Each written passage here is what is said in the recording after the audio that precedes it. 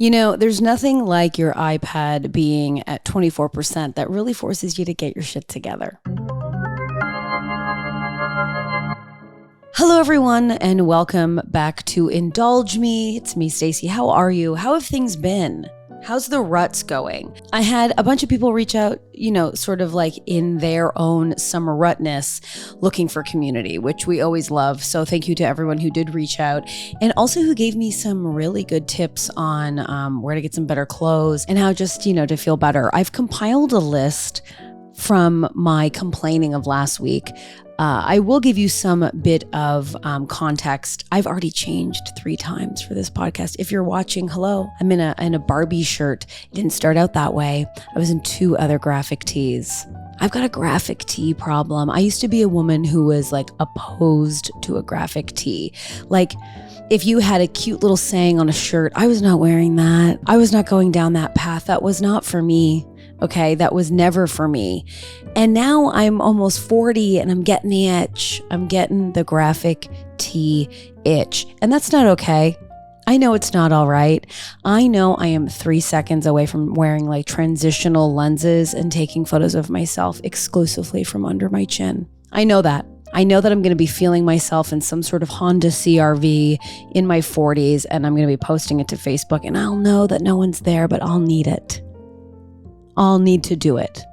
So I'm in a Barbie shirt. I've already sweat through it.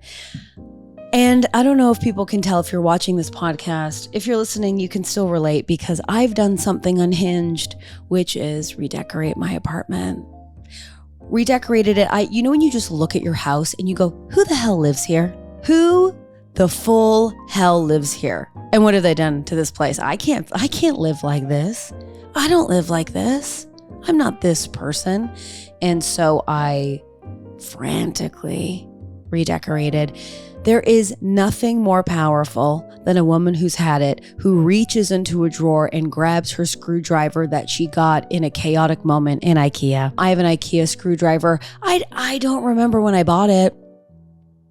Must have blacked out. I don't remember purchasing it, but I grabbed the screwdriver and I just went to town. So I say that all to say the breakfast nook that the last 3 episodes have been in is now actually in my kitchen and I've given myself a dining room. Can you believe? She's growing and evolving. So we're in a new place. I'm happy for the redecorating, but for the pod, it means I had to pull out my dusty, crusty lights. There's a shadow behind me. Let's move on with that. And I'm trying a new set.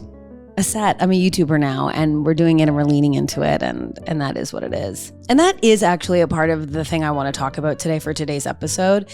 And I brought it up a little bit in the first, which is like pushing past the point of embarrassment to do what we want.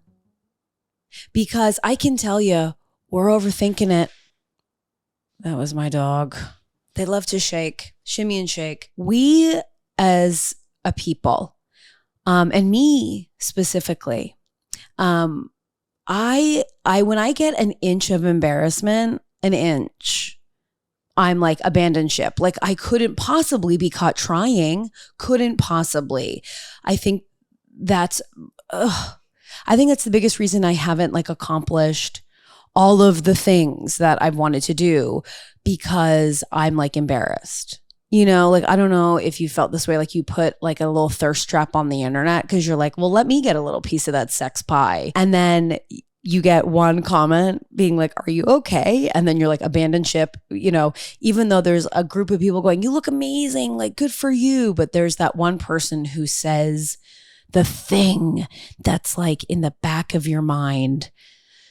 And you're like, they're right. This is wild what I'm doing. And we got to quit that.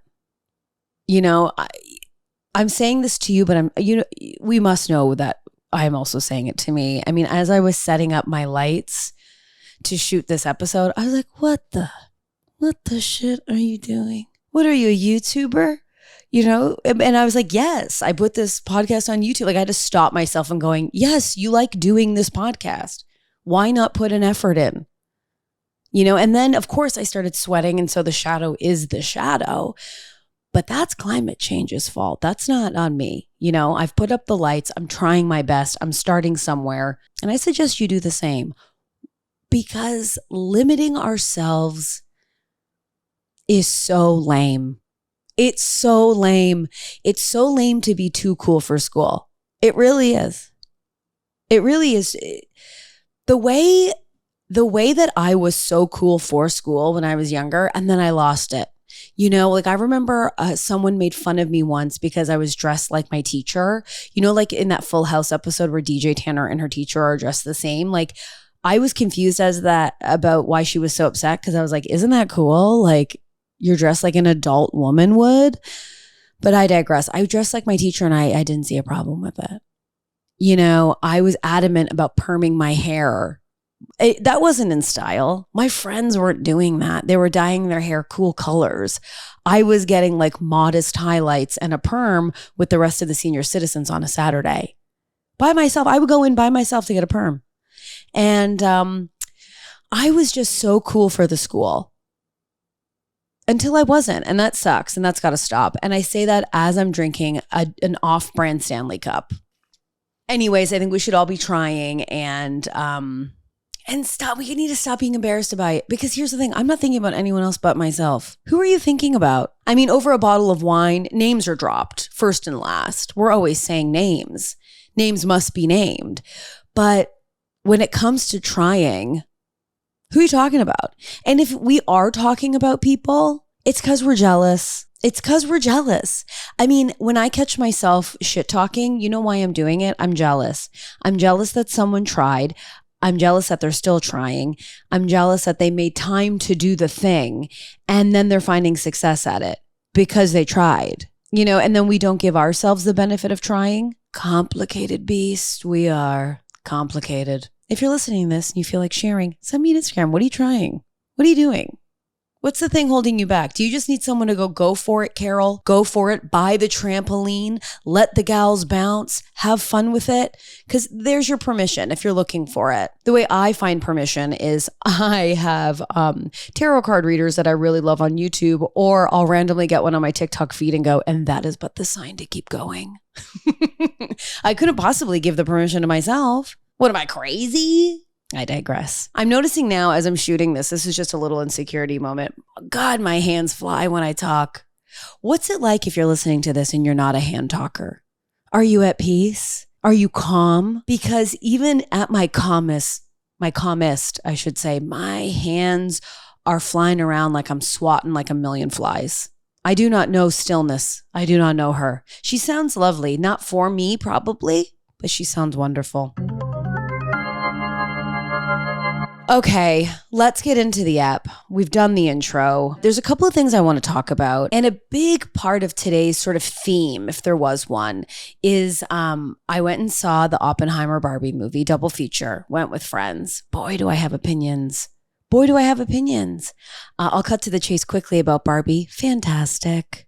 Loved that movie.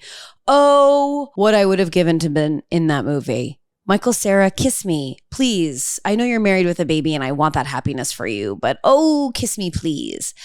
So funny, so delicious. Issa Rae, adopt me. So wonderful. And Ryan Gosling, ooh-wee, ooh-wee. So that was so fun. And Oppenheimer.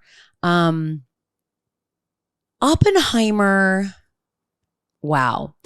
I will say, going to the movies is one of my most favorite things. Like, I love doing it. And I wouldn't say I'm like a film buff. Like, if someone's going to see some like film, and you know what I'm talking about. Like, I like to go see movies. I'm happy to be like a movie gal. And I have friends who are film people. And I just end up arguing with them after a couple of wobbly pops. But man, was it fun to go to the movies. And it was like sold out. Like, I was second row. And in both movies, it was packed to the brim. And it was exciting. I'll say it. We're not being too cool for school. We're cool for school, okay?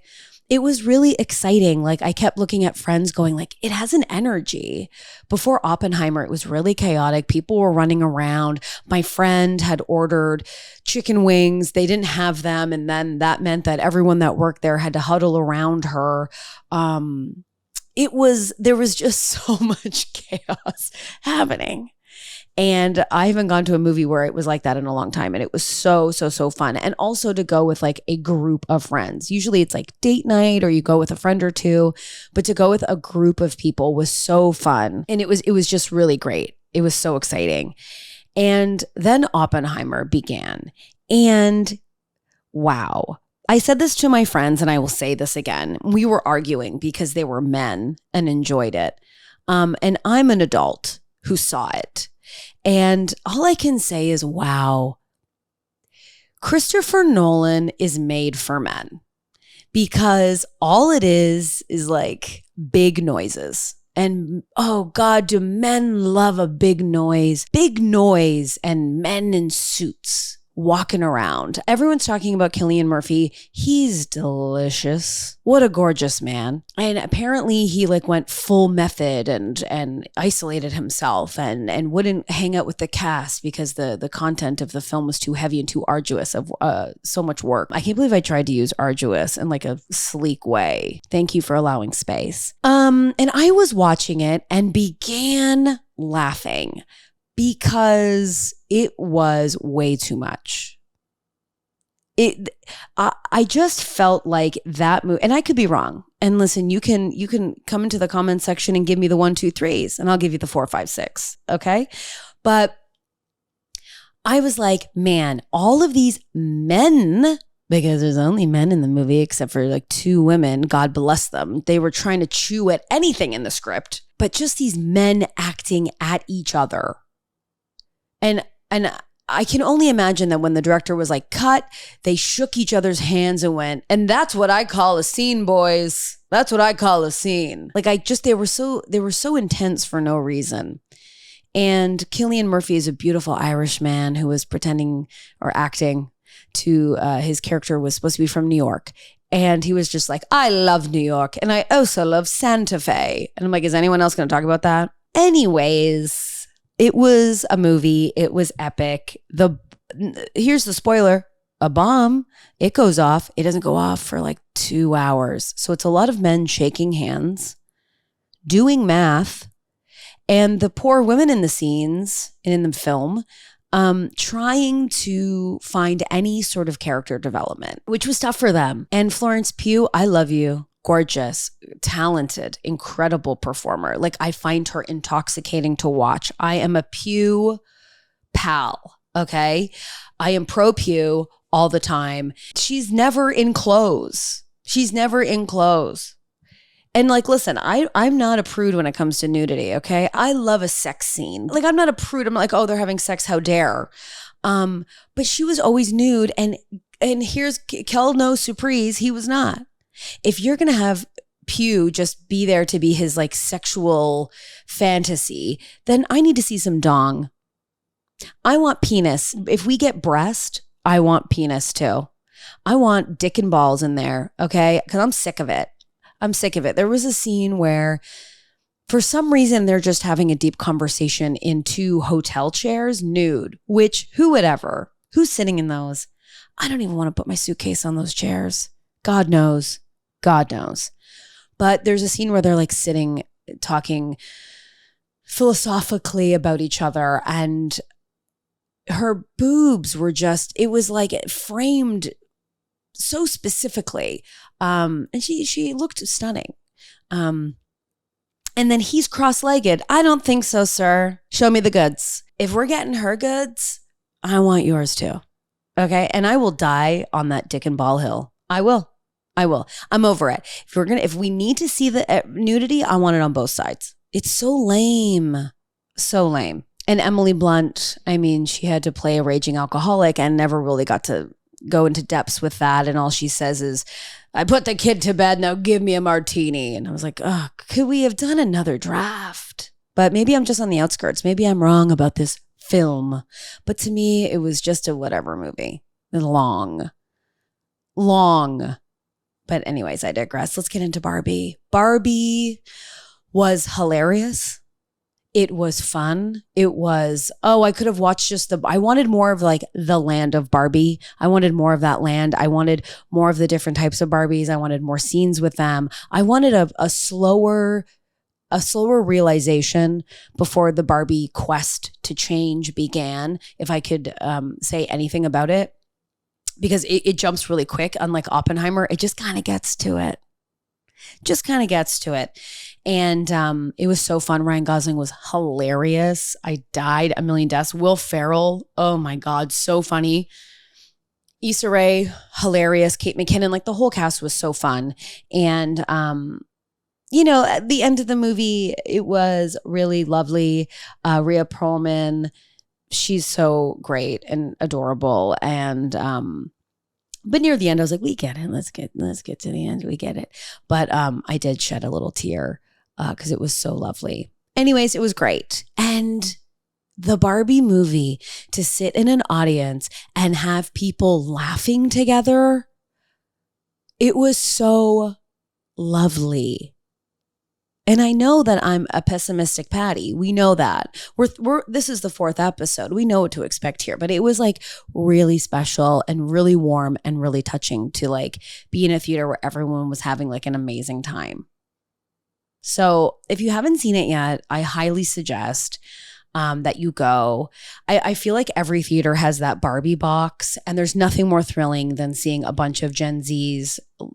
And actually, I take that back. There was like, everyone was dressed up. Everyone had a little flair to them. And it was so cute to see like everyone lined up to get into this Barbie box and take photos. And it was so cute and fun. So if you can get yourself to the theater, go. And when you go, get yourself a snack. Get the Coke Zero. Get the popcorn. They have this new thing that I have never tried. And it is now truly, oh my God, my kryptonite. It's Reese's Pieces peanuts. Like it's like M&M peanuts, but Reese's peanut butter candies. Oh my God. I wolfed that whole bag down, and then I saw the nutritional information and I said, I don't want to know that. Not for me. Okay. I don't ever need to see that again. But now it is in constant rotation with my movie snacks. People who don't have snacks at movies, what are you doing? It's so strange. Sometimes my boyfriend will not want snacks. What? Why? That's unhinged behavior. We're snacking. If you're going to the movies with me, we are getting a snack. And don't act like you had dinner before. We all had dinner before, okay? And I'm still getting popcorn. I need a salt, I need a sweet, and I need to crush the living hell out of a Diet Coke. I'll take a Coke Zero too. In fact, I'd prefer a Diet Pepsi, but that's never available. So, but I'm crushing a drink. A fountain drink, absolutely. Absolutely.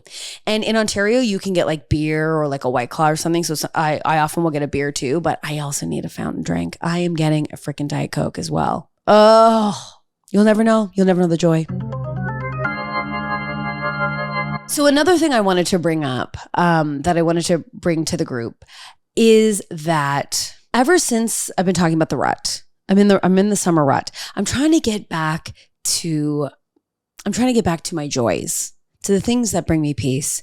And so I am in my luxuriating era. So because I was in my summer rut, I have been trying to find ways to just pop me out of it.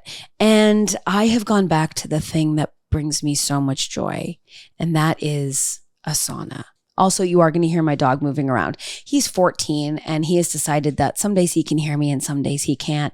And so now he's just mindlessly puttering. Let him. I was very lucky and fortunate that that my boyfriend had gotten me a birthday present 2 years ago, and we finally got to use the gift card. Isn't that fun? It was a beautiful time. Just to give you context, I'm going to break it down. It was a beautiful, beautiful time. We went to this lovely place called Langdon Hall. If you're in Ontario, if you're looking for a beautiful time, go to Langdon Hall. It's delicious. It's the sprawling property. They have a spa. They have pools. They have these amazing grounds. You can play tennis. The food is maybe the best food I've ever had. Langdon Hall is the hall for us all. Okay. We must. So my partner got me a birthday present 2 years ago. I was like, and he kept going, we need to use those. And I said, you need to use those. You need to book it. Because here's the thing. If you're listening to this and you're like, oh, I need to get someone a birthday present, or I need to get my partner a present, I'm going to get them a spa package. That's amazing. What a great instinct. We love that. What we don't love is having to tell you the day and time in which that we will be going. At least for me. I mean, maybe you love to plan, but for me, I want someone to go, hey, I got you this gift and we're going May 2nd to 4th. It's all planned.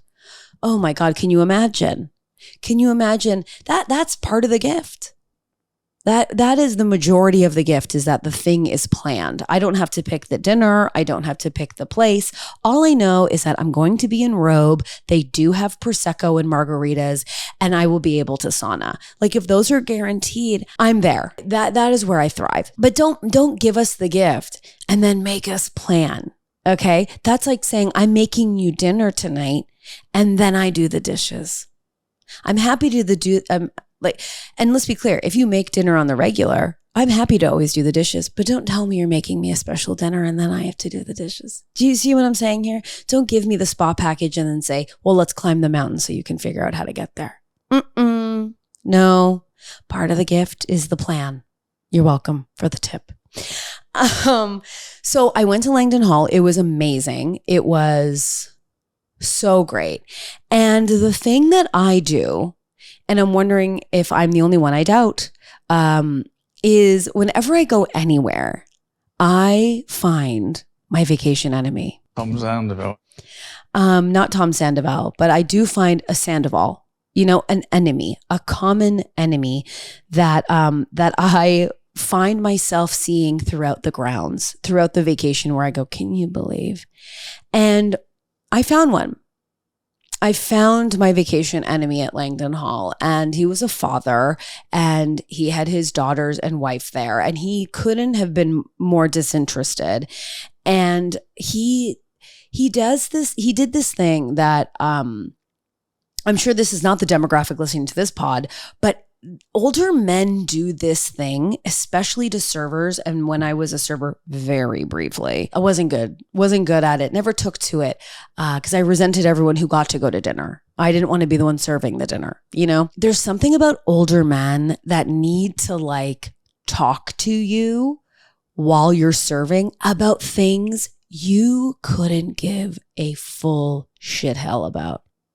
And the way that he was bothering, in my words, these women, I had it. But the way he would talk about, he would ask about the butter.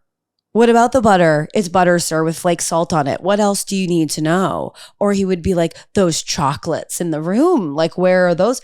Leave them alone. Google. You're not talking to your wife anyways. You're already on your phone. Google it. Leave this woman alone. Because when you go to a fancy place and you see these servers and they don't care. I never cared when I was a server. When someone was like, where did they find this beautiful produce? I don't know, ma'am. I don't care. I just want to leave so I can go do my improv show. That was my life. When I would show up to serve, because when you are a server, you never really know when you're going to be cut. You just know at some point you'll be let go. And my first thing every time I would walk in is, can I go home early? Always. And they were like, you're never going to make money here. And I was like, but did you hear what I said? Can I go home first? Can you cut me first? So to have these older men talk to you about artisan bread, it's they don't care. Tip them and shut up. Maybe he's a nice man. I don't know. Not on this vacation. He was my enemy. But there is something about a vacation. When you go on vacation, half of the vacation is just sitting, sipping a little cocktail and going, what's that life about? Who are those people? There was a woman who kept wearing full summer, I would say, gowns to the pool. And I was like, is she my queen? Is that who I bow to now? And I don't understand people who don't people watch. What are you looking at? What are you thinking about? I'm only looking at people and imagining what their lives are like. How rich are they? What do they do for a living? Why are they here? Because sometimes I like to pretend I'm fancy, but then I see the cost of the things on the menu and then I have full diarrhea. But there's some people at these fancy places that are comfortable, which means they're wealthy. What's their deal? What do they do? Are they doing investments, mortgage rate somethings? What are they doing to be there? Fascinated. When I was at dinner at Langdon Hall, they passed us the wine menu. Okay. Imagine. And all of the wines were like well over $150. Like we were looking for maybe one that was like $40. No. And everyone there seemed to be getting bottles of wine. And I was like, how rich are these people? I was going to say old people because there was a lot of old people there. How rich are these people? How do I get there? How do I live that life? How do I just very casually order a $400 bottle of wine and then continue joking and laughing? It was so luxurious. I'd also love to give a shout out to the newlyweds that were there. I kept bumping into them at breakfast and hearing the woman, I guess they had just gotten married and the whole time we were there, I just kept overhearing her going, the live stream was key. Everyone saying it to me. The live stream was key. And the husband was like, oh yeah. And then she was like, oh, so-and-so is going to make a reel about our wedding. Like she was living for her wedding through social media. And I was there for it. I was like, get it, girl. Her ring was so shiny, so large. I don't know how her hand was able to be held up. Anyways, these were my vacation people. I never spoke to a single one of them. Absolutely not. I did talk about them the entire trip. We became family in my mind. But yeah, that's the best part of going on vacation, right? It's the people watching. I still remember when I was in Mexico, there was this couple and this woman was schmammered, which go off. You're on vacation, but she was schmammered and getting very red. I worry by the pool. I didn't see a lot of, sunscreen application. And she was with this like beefed out beef daddy. And I'll never forget, she was so drunk, she forgot she didn't bring her purse to the pool and spent like an hour looking for her purse. It was chaos around the pool, but it gave us something to talk about. If you're listening to this, I want to know about your vacation enemy. I love how I say, if you're listening to this, hi, you are, or watching this, what's your like favorite vacation enemy? What do you look for? This is a good question. What do you look for in a vacation enemy? For me, it's the audacity, because that's what I find myself saying often.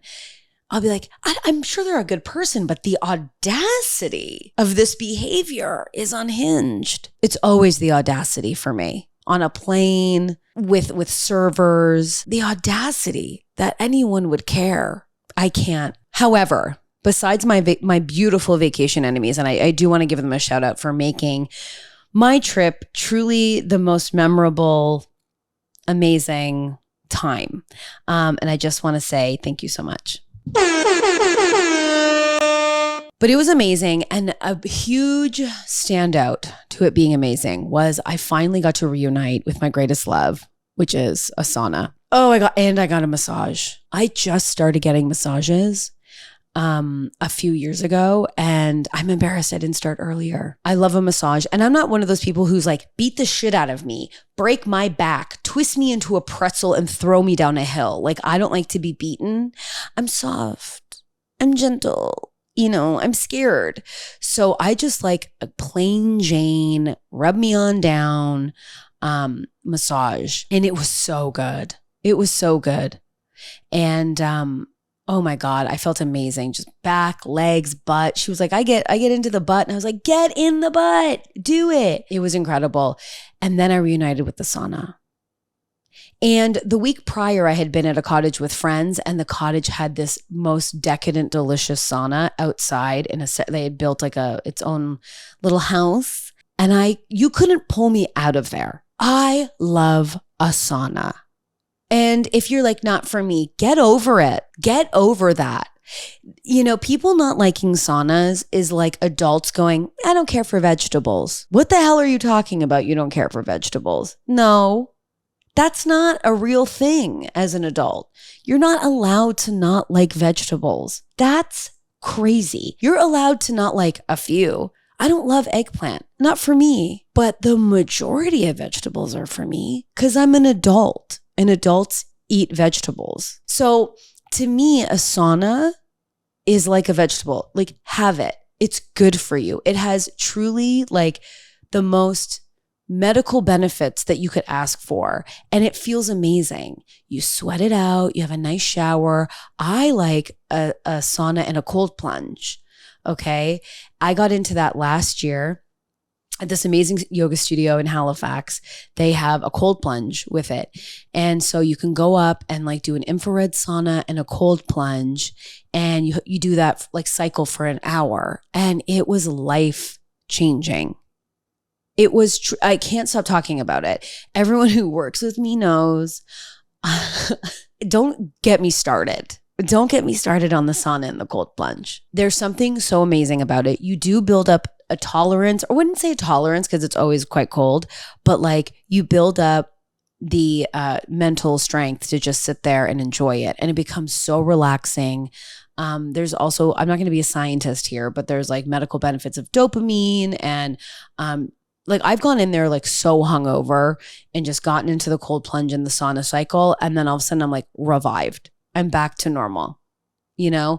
Or if you're tired, it'll wake you right up. Like I've been like, oh, I just want to go home to bed. And I do a sauna cold plunge. And then I'm like, ooh, let's go to dinner. Like, let's do something. The best sleeps of your life. Like there's so many countless benefits to a sauna cold plunge.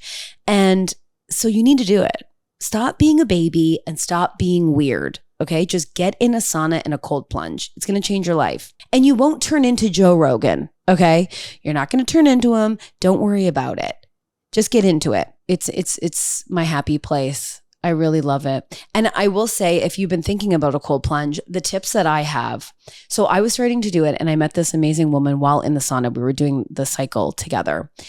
And she had said that, and this is coming from her, and she said it with confidence, and I don't know her name. We were strangers in a sauna, but I do feel like when you're strangers in a sauna, that's where you give the truth. The truest conversations happen in a sauna. But we were in there and she told me a couple of tips. So you want to get in, and at first you're going to freak out. And so I highly recommend in the cold plunge, getting your feet out right away. So you dip your body in, and the cold plunge that I've done the most is like almost like a bathtub. I prefer the cold plunges where you just walk down the steps into it. Those are fantastic. So the key to getting into a cold plunge is moving as fast as you can before your brain can catch up. So just get in. You have to get in before you go, oh, this is cold. You just need to get in. And that has been a real game changer for me. With many things. Just get ahead of your brain because your brain's going to stop you. So just keep it moving, keep it pushing. Once you get in there, get your feet out and then lay in, take a couple breaths. And this woman also highly suggested, and this was a real game changer for me. She highly suggested going underneath. She's like, you're not even getting half the benefits if you don't go underwater. And she had a lot of nerve issues and pain and like issues sleeping. And she said, once she does that, so I always go underneath the water now, and it just brings your core temperature down instantly. You instantly feel refreshed. It's like the best. It's the best for your skin. My skin has never looked better. Depuffs, obviously, it's freezing. And I see people on TikTok who don't have access to a cold plunge and just put their face in a bunch of ice. I've done that before. It's awesome. I really like that too. But I can't tell you enough how good a sauna and a cold plunge is. And I know that it's like, where do you find them? I struggle. I'm in Toronto. I'm not going to pay $100. There's I think only one place in Toronto where you can go do a cold plunge, and it looks kind of bizarre. So I know that they're hard to find, but if you ever find yourself being, invited to do a polar plunge or try a cold plunge out, do it. And if you're a sauna and cold plunge company and you want to invest in, a creator that's like behind what you're doing, hit me up. Okay. I see that you're giving it to all these aggro men. Give it to a gal. Give it to a soft gal. Do it. You'll enjoy it. I'm really into architectural digest tours, as you know, if you've followed my Instagrams at all. And I have been asked by friends to do a deep dive, and I will be, and just know that we're doing some massive architectural deep dives coming up. I'm collecting the data.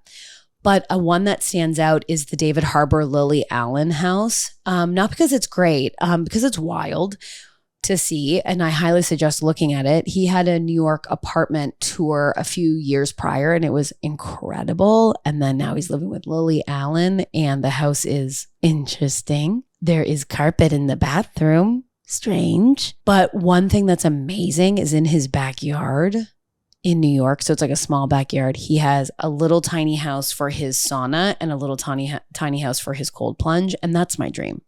I want a little cottage on the water with my sauna, with my cold plunge. Like I'm going to be that woman. And I'm surprised too, Jeanette. I'm surprised too that I've become that woman. Truly. When I think about going back to work, and leaving my apartment, I get sad, obviously, but then I'm like, ooh, but then I'll be reunited with my cold plunge and my sauna. Like that excites me. Get into it. I'm telling you, and stop being weird about it. And also eat your veggies. Okay, so I've told you about the cold plunge. I've told you about my vacation enemies. Now I want to get into a little something, a little pop culture, because so much has happened, so much is happening, and I'd be remiss if I didn't dip a toe and touch base on all of the things. So I want to talk about Real Housewives of New York, because the new season is upon us. The brand new cast is upon us, and I want to do a full breakdown of my opinions.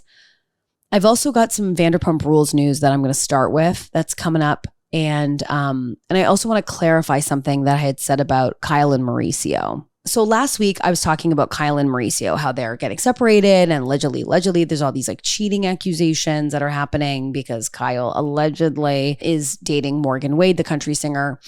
And I was upset because I was like, cameras are going to be off and we're going to miss all this stuff.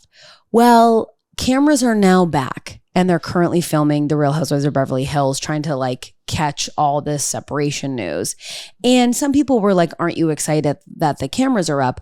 But I am, of course. But I don't think Kyle's going to give us what like Ariana would give us for VPR. Like, I don't think cameras up is going to give us Kyle and Mauricio going at it and giving us the nitty gritty of the relationship. Like, I don't think cameras up is going to do anything. I think if anything, the cameras up is just giving us more press before the season starts. So we get all excited. I'm hoping cameras up brings something. Like I'm hoping so, and uncover stuff that we don't know about. Like that's what I'm hopeful for it. I'm excited that the cameras are up, but like I said, I don't think Kyle's going to give us the juice. There's too many skeletons in the closet to give us the juice. And the VPR cast, they're too sort of in the clouds to hide the skeletons. I am obviously scared about Vanderpump Rules. I don't think that the next season is going to be great. I don't think it can hold a candle. I don't think any season can hold a candle to the latest VPR season that we just went through. But there is some news. So the cameras are back up. Kel no surprise. Everyone's filming with each other. Ariana, Sandoval, Schwartz. I guess Ariana's currently shooting some episodes of Love Island. That girl, apparently she's made like $1 million since the Sandoval broke. Like that's huge. Good for her. I'm sure Katie's like, what the hell? Where's my money? And we're like, okay, Katie. Sandoval, Schwartz, Sheena, Lala. They're all filming with Sandoval. Remember when they're like, I don't see a world. It's like, well, how will the cash check, my friend? So they're all filming together. They're all in Lake Tahoe. Sheena was spilling the beans on an Amazon Live, which who watches those? Does anyone actually?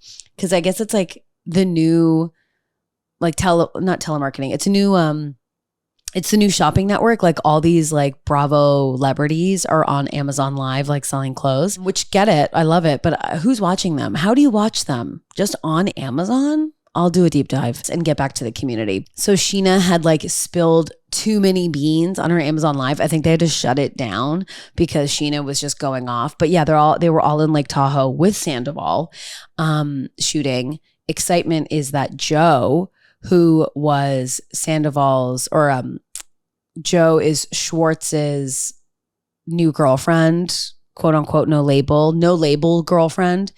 And she's shooting. Joe is the woman that Katie said was Kristen Doute's crazy friend.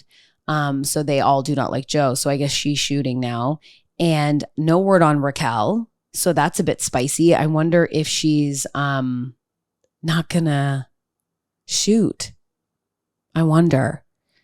But a huge VPR news is that Raquel gave up her dog Graham to a shelter, and then Lisa Vanderpump found out about it and adopted Graham, and then gave Graham to James Kennedy. So they're now reunited, and James has renamed the dog something else to give it a new life. I have to look it up. Let me look this up for everybody. So Lisa found out that Raquel had surrendered Graham and said that he was biting, he had bad behavior. And this is something Ariana and Tom had, well, not Tom, but Ariana had brought up, that like Raquel would come over with her dog and the dog was crazy. And you could sort of tell like that the dog had no rules because Raquel was too busy getting lost in her galaxy lights. But whenever you would see Graham, he'd be like jumping off the walls and going wild. So Raquel surrendered the golden doodle, and Lisa Vanderpump found out, got the dog from that shelter, adopted it, and then gave the dog back to James Kennedy. And now James is raising this dog, which fingers crossed for the dog. Fingers crossed for the dog. Apparently Lisa made James put the dog in training. And then now he has renamed the dog from Graham Cracker to Hippie. This dog's been through enough. We had to give it a name change. In his story, he says, Hippie, we've decided to rename this little beauty Hippie. This is a tribute to my late godfather, George Michael's dog's name, the only dog I saw around the house growing up. Although George and Hippie are in heaven now together, I know now that they are watching over me as a new proud doggy papa. Okay, let's let that marinate. And Yahoo Sports is calling him a DJ. So that's probably the biggest news that's come out of all of this. But yeah, so they're renaming the dog Scandal. I mean, Raquel. Oof, oof, oof. And that poor dog. That poor dog.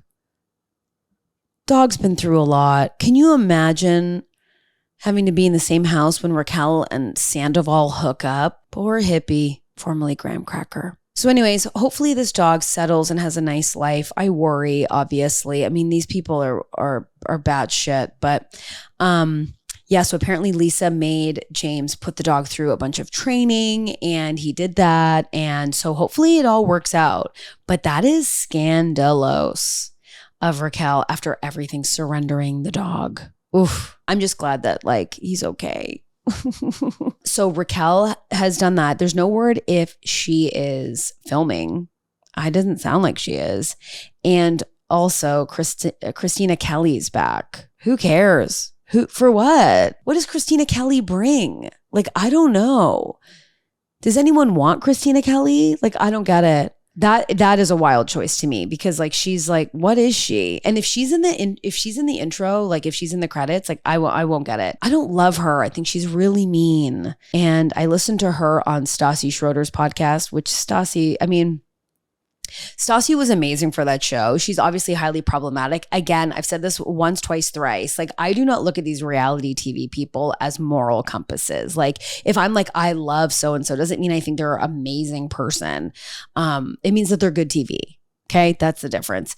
But Stacey is mean, and so is Christina Kelly, and they're just a bit bitchy in a way that's like rude. You know, like I'm just over it. It's not, and she doesn't do anything. She makes lip balms at home. And I say that being, you know, a 37-year-old woman doing a podcast by herself at home. Two little lights here, a bit of a shadow. Let's not talk about it. Okay, now I want to talk about the Real Housewives of New York. Okay, they have a brand new cast. They've shaken up the franchise. It's all new, and I have watched the first episode. I know there's another episode that's just come out.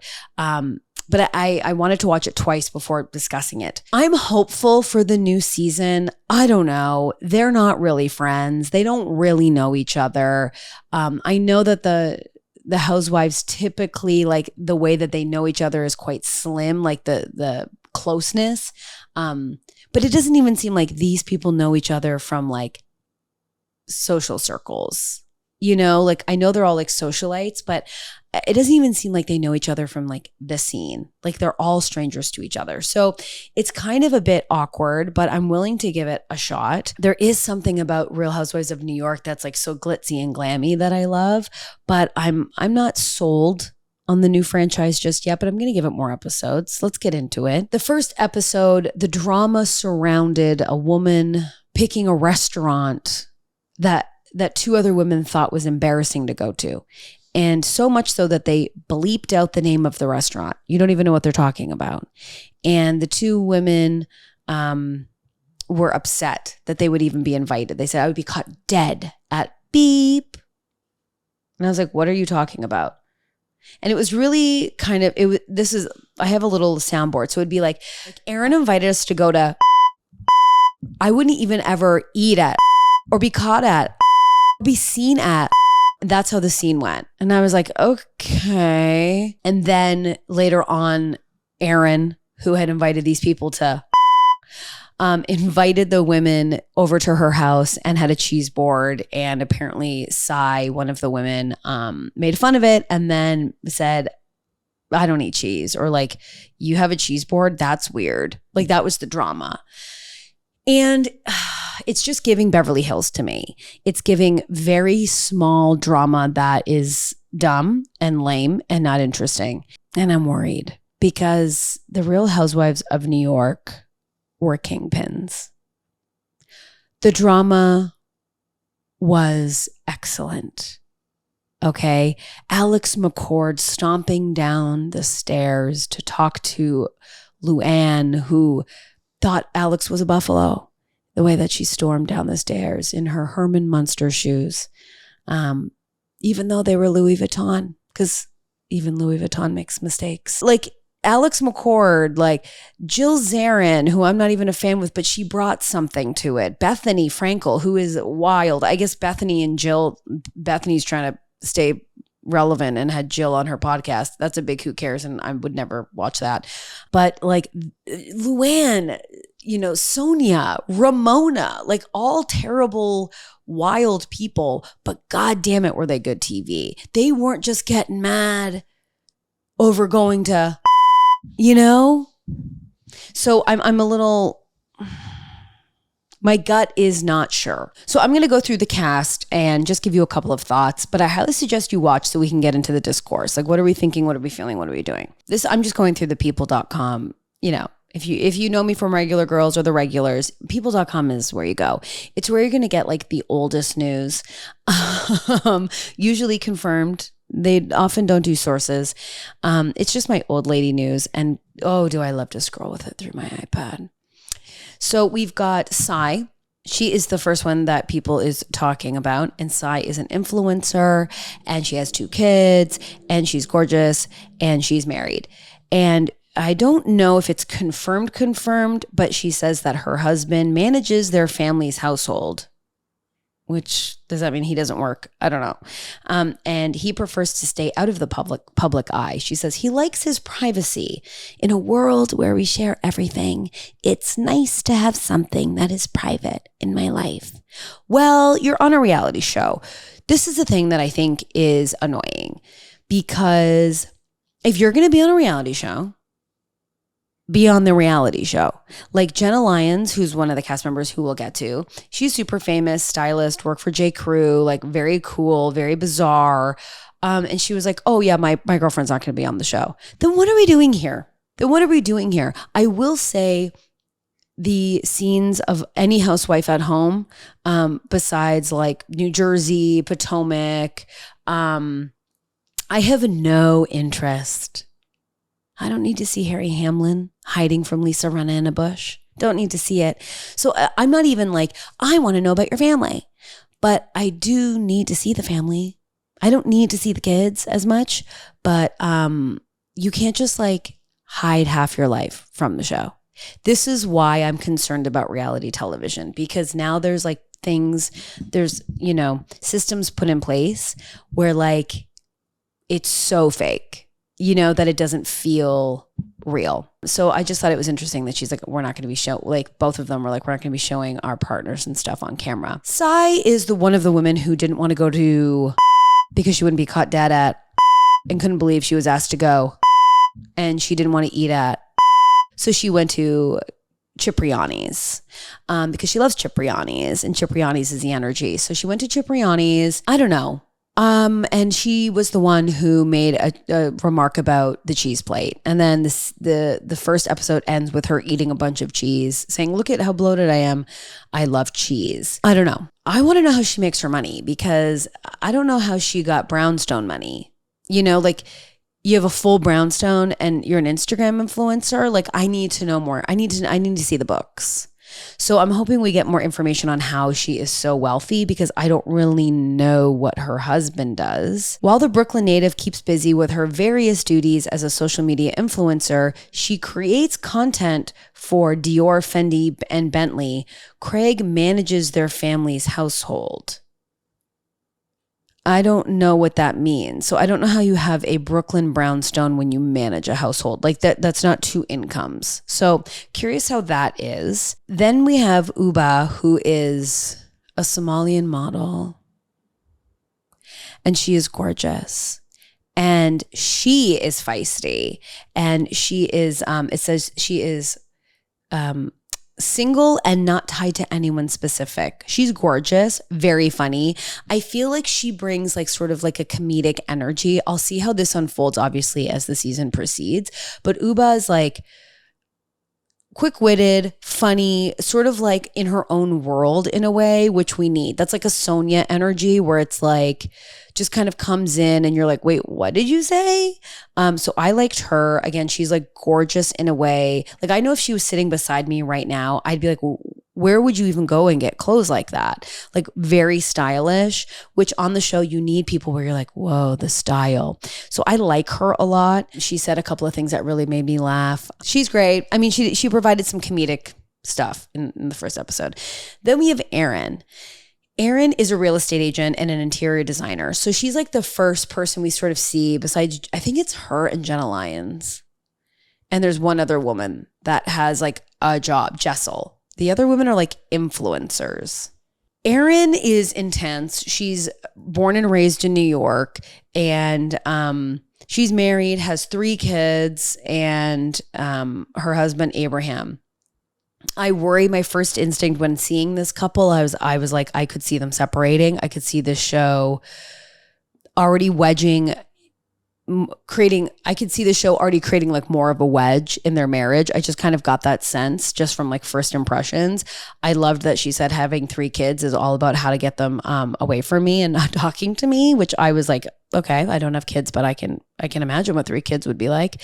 I liked her and I liked that she was like pretty straightforward, bitchy, but you could tell super sensitive. So she was the one who invited everyone to eat at but and was really hurt when everyone thought it's the worst idea on the planet. And I think she was embarrassed because she probably has always been hot shit and now she's a mom of 3 and living with her husband and she thought was really going to set her apart, but it didn't. So she is the co-founder and CEO of a woman's accessories brand, which obviously gives me pause. Any sort of fashion accessory brand on the Real Housewives franchises are never great, never good. But she's trying, so let's have her do that. Okay, so her husband, who at one point dabbled in a band and still dips a toe in DJing gigs, initially wanted to specialize in fashion-related legal matters, but didn't want to limit himself. I don't know what her husband does. It says that she heads her own firm called Homegirl. Oh, wow. We're revamping our website to bring you an even better experience. Homegirl.co. So that's not even a thing that you can see.